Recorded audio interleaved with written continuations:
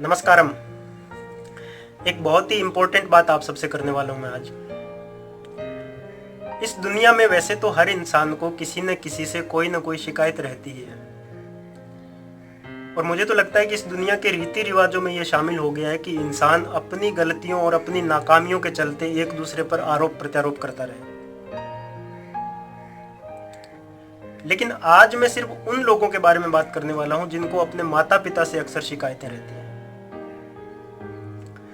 ये किस्सा ज़्यादा पुराना नहीं है, उदयपुर की बात है, कुछ टाइम पहले की बात है, जब मैं एक संस्था का कोई एक एनुअल फंक्शन था उसमें गया था। वहाँ उस संस्था से जितने भी लोग जुड़े हुए थे उनकी सबकी फैमिलीज आई हुई थी और मुझे एज ए गेस्ट वहाँ पे इनवाइट किया हुआ था। वहाँ मुझे एक बंदा मिला जिसकी उम्र लगभग मेरे बराबर होगी, मुझसे थोड़ा बड़ा हो सकता है, 2-4 साल छोटा हो सकता है, लेकिन लगभग इसी एज ग्रुप का था। उसने मुझे एक बड़ी अजीब बात बोली। उसने बोला कि मेरे माता पिता बहुत बुरे हैं और बहुत गुस्से वाले हैं, बहुत चिड़चिड़ा स्वभाव है उनका, और मैं जीवन में अक्सर उनकी वजह से पीछे रह जाता हूँ, वरना मैं इतना टैलेंटेड हूँ और इतना कॉन्फिडेंस है मुझ में कि मैं बहुत कुछ कर सकता हूँ। वो खुद अपने मुंह से ये बता रहा है कि मैं इतना टैलेंटेड हूँ, इतना कॉन्फिडेंस है मुझ में। तो इतना टैलेंटेड और इतना कॉन्फिडेंस वाला उसको बनाया किसने? उसके माँ बाप ने बनाया होगा, किसी और ने तो बनाया नहीं होगा। और उन माँ बाप की शिकायत वो एक ऐसे बंदे से कर रहा है जिसको वो जानता भी नहीं है। मेरे लिए तो वो बिल्कुल अनजान था।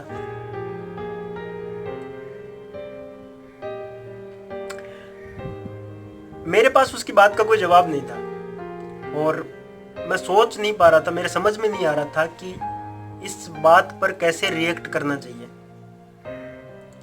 लेकिन मैंने उससे 2 सवाल पूछे। सबसे पहला सवाल मैंने उससे ये पूछा कि इस संस्था से जुड़े होने के अलावा आप और क्या करते हैं?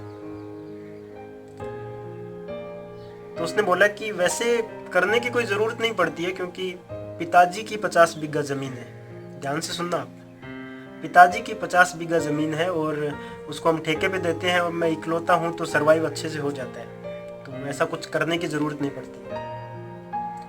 फिर मैंने उससे पूछा कि सबकी फैमिलीज यहाँ पे आई हुई है, तो आपके भी मम्मी पापा आए हुए होंगे यहाँ पे? तो बोला नहीं, मैंने आपको बताया ना कि खेती बाड़ी करने वाले लोग हैं और किसान परिवार से हैं, और यहाँ थोड़े शहरी पढ़े लिखे लोग आए हुए हैं, तो उनको लाने में थोड़ा अजीब महसूस होता है और थोड़ी शर्म सी आती है। लेकिन मेरी बीवी आई है, पढ़ी लिखी है और मुझे काफ़ी सपोर्ट करती है, समझदार है। उसने अपनी बीवी को मुझसे इंट्रोड्यूस करवाया और इंट्रोड्यूस करवाते वक्त वो इस बात को भूल गया कि मैं वहाँ पे सिर्फ एज ए गेस्ट गया हुआ था। मैं इसलिए नहीं गया हुआ था कि वहाँ पे उनकी शिकायतें सुनूं और उनका समाधान करूं। वो अपने माता पिता और बीवी के झगड़ों को इस तरीके से बताने लगा कि एक अनजान आदमी भी इस निष्कर्ष पे पहुंच जाएगा कि ये बंदा सिर्फ अपनी बीवी की गलतियां छुपाने के लिए और अपनी बीवी की नज़रों में अपने आप को ऊपर उठाने के लिए अपने माँ बाप पर झूठे इल्ज़ाम लगा रहा है, और वो भी एक ऐसे बंदे के सामने जिसको वो जानता नहीं है। अब मुझे नहीं पता कि वो मेरे किसी भी सोशल अकाउंट से जुड़ा हुआ है या नहीं जुड़ा हुआ है, क्योंकि मैं उसको जानता नहीं, मैं उसका नाम भी नहीं जानता, मैंने पूछा भी नहीं और मैंने पूछना उचित भी नहीं समझा, और ऐसे बंदे से मैं भविष्य में कभी मिलना भी नहीं चाहूँगा। लेकिन उसके जैसे और भी बहुत सारे लोग होंगे जो ऐसा सोचते होंगे। उनके लिए मैं ये बताना चाहता हूँ कि आप एक बार अपने बचपन में जाइए, आप फ्लैशबैक में जाइए और जाकर याद कीजिए कि बचपन में कैसा होता है।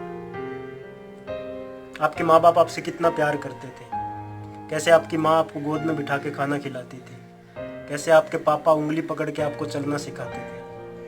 वो बहुत प्यार करते थे, उनका गुस्सा हमेशा से शुरू से ऐसा नहीं था।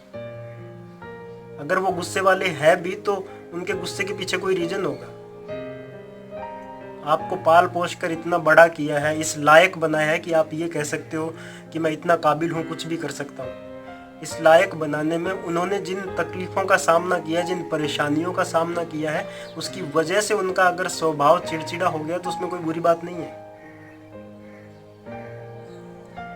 आप सोचिए, अगर आप किसी दुकान पर एक बिस्किट का पैकेट लेने के लिए जाते हैं और वहाँ पे 4 लोग पहले से खड़े हैं और दुकानदार ने अगर 2 मिनट से भी ज़्यादा टाइम आपको वो पैकेट देने में लगा दिया, तो आप गुस्सा हो जाते हैं, चिल्लाने लगते हैं आप उस दुकानदार पे। क्योंकि आप वो 2 मिनट वेट करने वाली समस्या को भी आप सहन नहीं कर पाए। जब 2 मिनट वेट करने से आपको इतनी तकलीफ हुई और आप इतना गुस्सा करने लगे, तो आप ये सोचो कि आपको पाल पोष कर बड़ा करने में, इस लायक बनाने में आपके माँ बाप ने कितनी तकलीफों का सामना किया होगा। क्या सोच सकते हैं आप? और जिन माँ बाप ने आपको इस लायक बनाया जहां आज आप कह सकते हैं कि मैं इतना काबिल हूं और कुछ भी कर सकता हूं, उनकी शिकायत आप अगर एक ऐसे शख्स के सामने करते हैं जिसको आप जानते भी नहीं है, तो मैं ये कहता हूं कि पूरा अधिकार है आपके माँ बाप को आप पर गुस्सा करने का।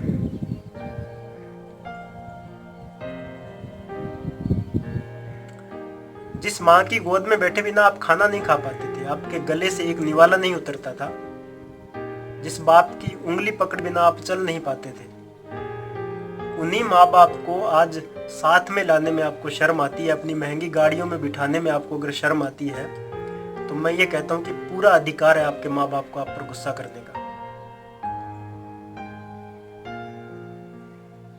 माँ बाप कभी किसी का बुरा नहीं सोचते हैं। जब आप छोटे थे तो सिर्फ आपका मन बहलाने के लिए अपने सारे इंपॉर्टेंट काम छोड़ के आपके साथ घंटों तक खेलने में लगाते थे वो।